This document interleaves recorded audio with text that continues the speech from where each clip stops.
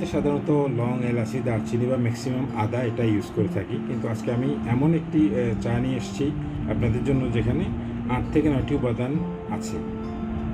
চলুন এখন আনবক্স করি, তারপর আমি আপনাদের একে একে কী কী উপাদান আছে সেটা বলছি।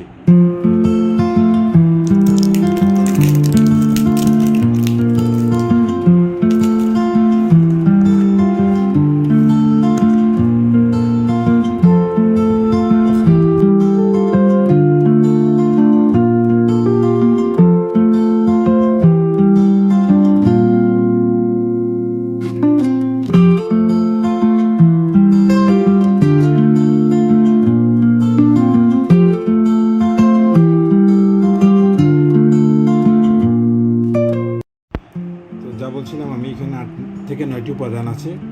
আমি উপাদানগুলোর নাম বলছি। এখানে আছে জয়ফল, জয়ত্রী, আদা, কালো এলাচ, সবুজ এলাচ, দারুচিনি, লবঙ্গ, গোলমরিচ এবং মৌরি বীজ।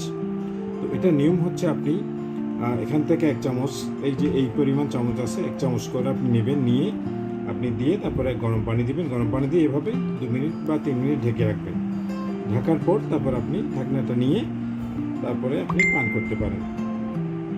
একদম সহজ এবং খুবই রিফ্রেশিং একটা চা। তো ধন্যবাদ, আজকের মতো এখানে রাখছি। আসসালামু আলাইকুম।